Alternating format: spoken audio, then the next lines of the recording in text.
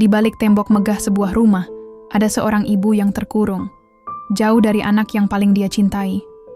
Dia bukan hanya bekerja, dia berjuang untuk hidup. Tapi, apakah dia bisa pulang? Saksikan kisah nyata yang menguras air mata Sari, di negeri orang. Mentari sore perlahan tenggelam di balik bukit kecil di ujung desa. Angin membawa aroma tanah basah. Sementara di sebuah rumah reot beratapkan seng berkarat, seorang perempuan muda tengah menatap jauh ke cakrawala. Namanya Sari, 24 tahun. Seorang janda dengan satu anak laki-laki bernama Bima, yang baru berusia 4 tahun. Wajahnya pucat, matanya sembab, seolah air mata sudah tak sanggup lagi mengalir. "Ibu, kenapa diam aja? Main yuk." Suara polos Bima membuyarkan lamunan Sari. Sari tersenyum getir lalu membelai rambut anaknya. "Ibu capek, nak. Kamu main sama si Kiki aja ya." Bima mengangguk lugu, berlari kecil menghampiri seekor kucing kurus di sudut rumah. Di dalam rumah, nenek Bima terbatuk-batuk. Sari bergegas masuk. Di atas dipan tua, ibunya terbaring lemah, wajahnya pucat pasi. Sejak setahun lalu, penyakit paru-paru telah merenggut kesehatan ibunya.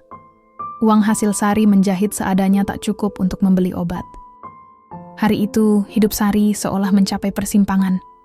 Seorang tetangga, Bu Yati, datang membawa kabar. "Sari, aku punya kenalan di Jakarta. Penyalur resmi, bisa bantu kamu kerja ke luar negeri. Gajinya lumayan, Sari. Buat masa depan Bima." Sari menunduk. Hatinya berkecamuk. Tak pernah terbayang harus meninggalkan tanah kelahiran, apalagi Bima. Namun, utang menumpuk, biaya berobat ibunya tak terbeli. Apalagi pilihannya.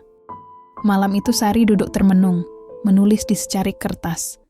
"Ya Allah, kuatkan aku. Demi Bima, demi ibu." Esok paginya, Sari mengemasi pakaian. Hanya 2 helai baju, beberapa foto kecil Bima, dan seuntai kalung pemberian almarhum suami. Bima menggenggam tangan ibunya erat-erat. "Ibu mau kemana?" tanya Bima polos.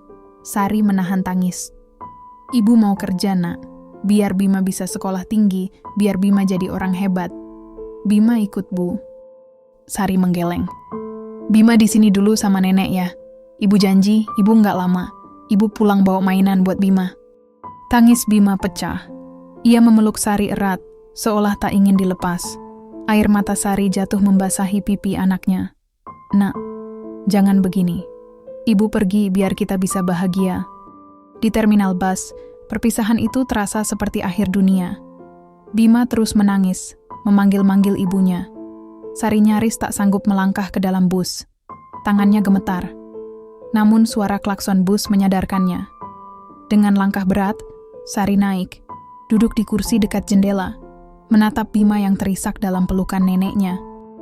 Sepanjang perjalanan ke Jakarta, Sari hanya bisa menatap kosong keluar jendela.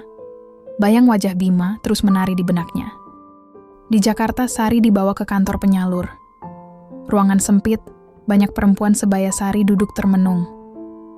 Ada yang tampak pasrah, ada yang diam-diam menangis. Sari menghela napas dalam. "Bismillah, semua demi Bima," bisiknya dalam hati. Hari-hari di penampungan penyalur terasa panjang. Pelatihan seadanya, sekedar diajari menyapu, mengepel, memasak. Tiap malam Sari menatap langit, mencari bintang yang sama dengan yang dilihat Bima. "Bima, tunggu ibu pulang, ya." 1 minggu kemudian, nama Sari dipanggil. Ia akan berangkat ke negeri orang, negeri yang bahkan namanya pun tak pernah ia sebut sebelumnya, Arab Saudi. Sari berdoa di bandara, air matanya jatuh tanpa suara. Dalam hatinya hanya satu pinta, "Ya Allah, lindungi aku. Biar aku bisa pulang, memeluk Bima lagi." Pesawat pun mengudara, membawa Sari menjauh dari tanah airnya. Menjauh dari anak yang sangat ia cintai. Menjauh menuju takdir yang belum ia ketahui. Takdir penuh air mata, penuh luka. Pesawat yang ditumpangi Sari mendarat di tanah asing. Cuaca panas menyambutnya. Hatinya berdebar, ada rasa takut menyelinap. Di bandara, seorang pria gemuk memegang papan bertuliskan namanya. Dialah sopir majikan yang akan menjemput Sari. "Kam, cepat," kata pria itu dengan wajah datar. Sari menurut, menyeret koper tuanya. Perjalanan menuju rumah majikan terasa panjang. Bangunan-bangunan tinggi menjulang. Jalanan lebar membelah kota, tapi Sari hanya menatap kosong.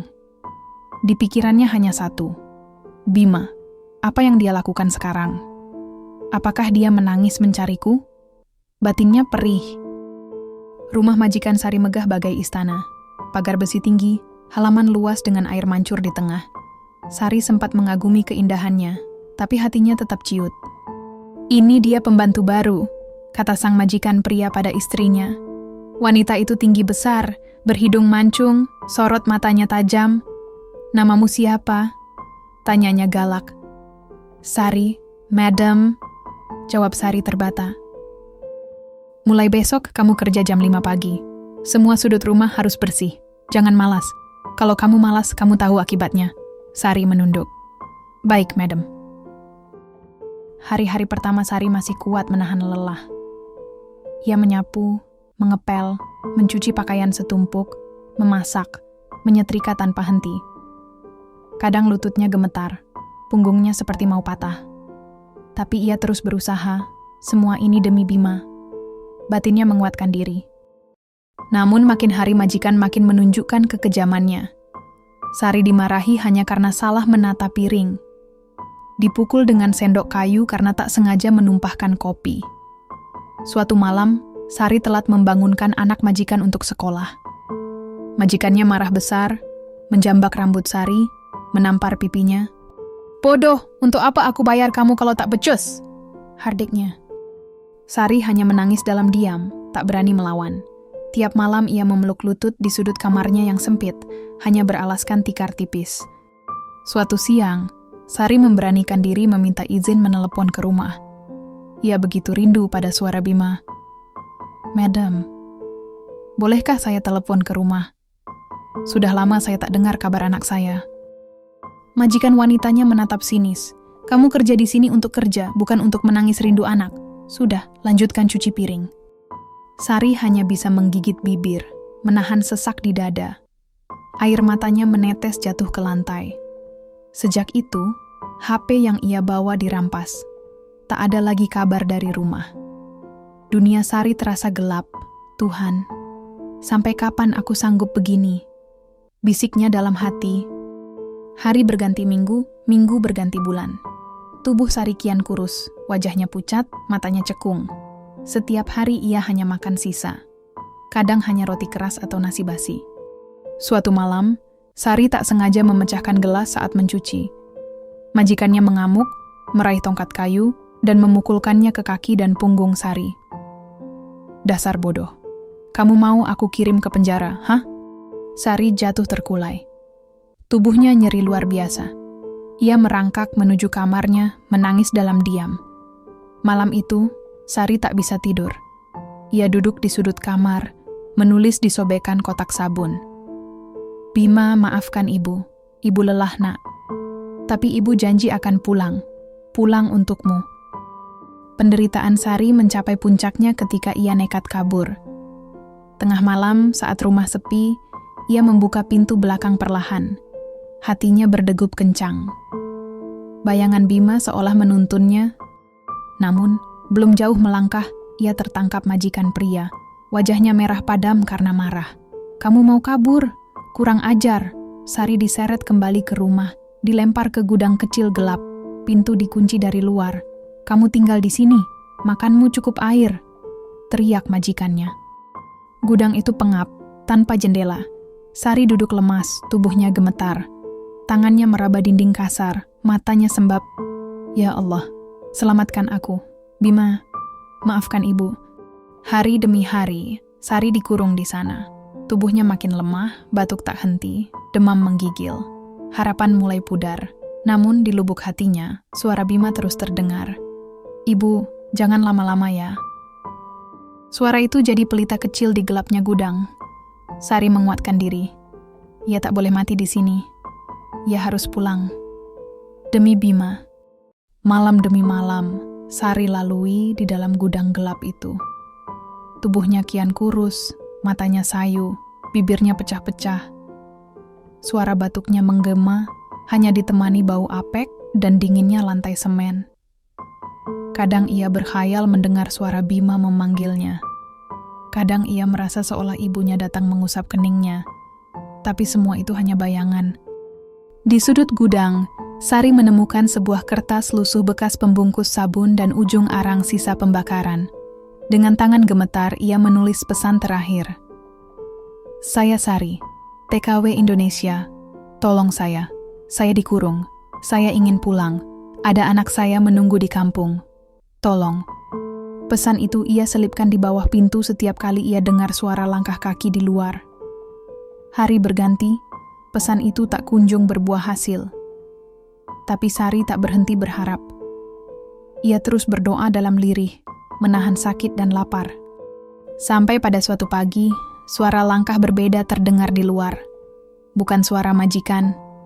Suara itu lebih pelan, lebih ragu. Pintu gudang terbuka sedikit. Sinar matahari menembus kegelapan. Seorang lelaki tua, tukang kebun baru di rumah itu, menatap Sari dengan mata terbelalak. Tubuh Sari begitu mengenaskan, rambut kusut, pakaian compang-camping, pipi cekung. Sari berbisik lirih, nyaris tanpa suara. Tolong, sampaikan pesan ini ke kedutaan. Tolong. Tangannya menyodorkan kertas lusuh yang ia tulis. Lelaki itu menatap iba, lalu mengangguk cepat. Saya coba, Bu. Hari itu menjadi titik balik. Tukang kebun itu berusaha keras. Diam-diam ia menghubungi temannya yang bekerja di pasar, menitipkan pesan Sari ke KBRI. Kabar tentang Sari sampai juga ke telinga pihak kedutaan. Mereka segera bergerak bersama polisi setempat. Pagi yang cerah. Di depan rumah megah itu, mobil polisi dan kendaraan KBRI berhenti. Ketukan keras di pintu membuat majikan Sari panik. Apa ini? Siapa kalian? Teriak sang majikan. Kami menerima laporan ada warga negara Indonesia disekap di sini. Kami ingin memastikan, kata petugas KBRI dengan tegas. Setelah adu mulut, akhirnya polisi mendobrak masuk. Mereka menemukan Sari di gudang, terbaring lemah. Mata Sari berkaca-kaca melihat cahaya pagi menembus gudang untuk pertama kalinya setelah sekian lama. Alhamdulillah, aku selamat, bisiknya. Petugas menggendong Sari keluar. Langkah-langkah kecil itu terasa bagai langkah menuju kebebasan. Sari menangis dalam pelukan petugas KBRI. Terima kasih, saya ingin pulang, saya ingin peluk anak saya.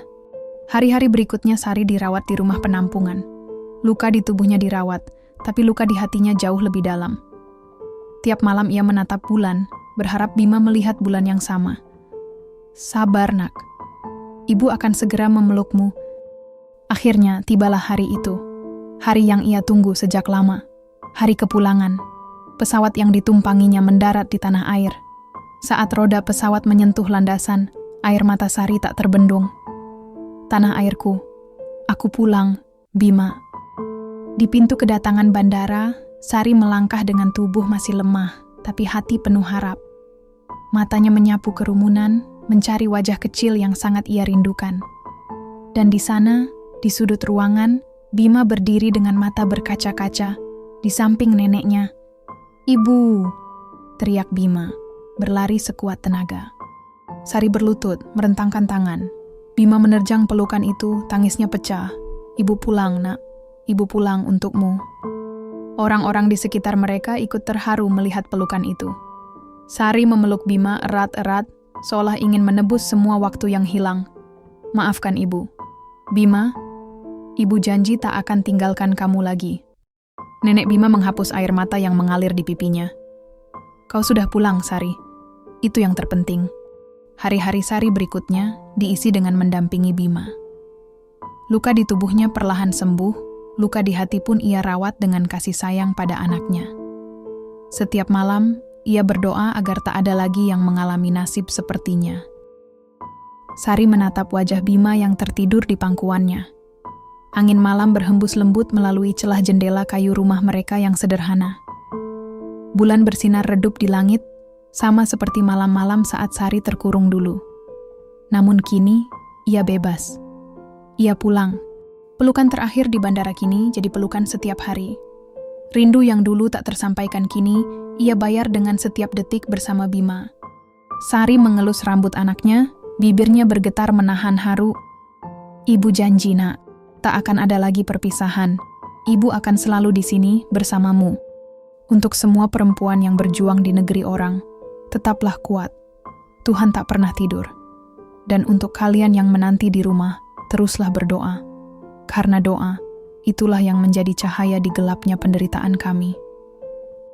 Dan kepada kamera sebuah dokumentasi, Sari berkata, bekerja di negeri orang tak seindah bayangan. Kami pahlawan devisa, tapi juga manusia. Mohon doakan kami, jangan lupakan kami.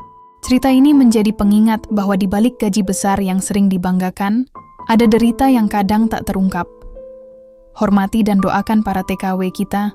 Mereka berjuang bukan untuk diri sendiri, tapi untuk keluarga yang mereka cintai. Kalau kisah ini menyentuh hatimu, jangan lupa untuk like, share, dan subscribe channel ini. Karena di sini, setiap cerita bukan hanya hiburan, tapi pelajaran hidup yang mungkin sedang kamu alami, atau orang terdekatmu. Dukung kami agar terus bisa menyuarakan kisah-kisah yang jarang terdengar, tapi penting untuk diingat